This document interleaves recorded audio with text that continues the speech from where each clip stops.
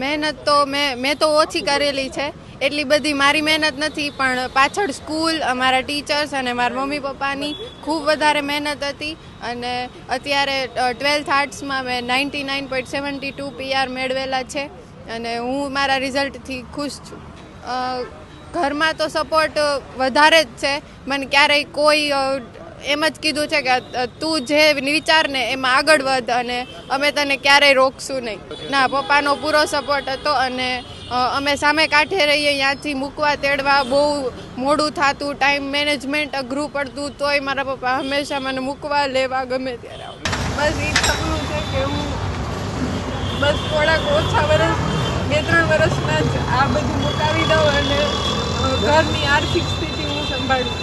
જીલુભાઈ, હું તો એમ માનો કે દીકરીને ભણાવવા માટે હું તો સ્કૂલમાં રિક્ષા ચલાવું છું, વર્ધી કરું છું રાજ સ્કૂલમાં. પણ 11-12 મેં મોદી સરમાં બેસાડી તો 11મામાં પણ સારા ટકા આવ્યા હતા, 12મામાં 99.72% આવ્યા છે. અને કોઈ એને ક્લાસ રાખ્યું નહોતું, એની મહેનતથી પણ એ આગળ વધી છે. અમે કાંઈ એટલા બધા ભણેલા છે નહીં, 2 માણામાંથી એકેય, પણ સતત એની મહેનત એની રીતે રાતના 2-2 વાગ્યા લગી વાંચી અને એને સપનું પૂરું કરવા માટે ખૂબ ખૂબ મહેનત કરી છે. અને મોદી સરને એને ખૂબ એને સપોર્ટ આપ્યો છે.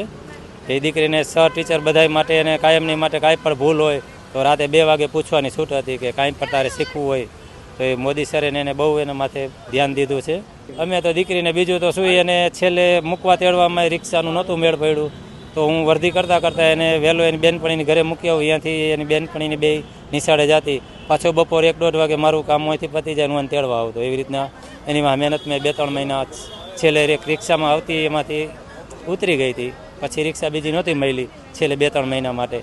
તો પણ એ દોડાદોડી કરીને મેં એને એક દિવસ પડવા નથી દીધું નિશાળમાં. એને IAS બનવાનું સપનું છે, જો એ સપનું પૂરું થઈ જાય તો એના માટે અમે હજી પણ મહેનત કરશું, એને જે કોલેજમાં જવું હોય ત્યાં. જ્યોતિબેન, અમને તો ખુશીનો પાર નથી, કારણ કે અમે અભણ છીએ એટલે અમારી દીકરી આગળ ભણે એટલે અમને તો એવી જ અપેક્ષા છે.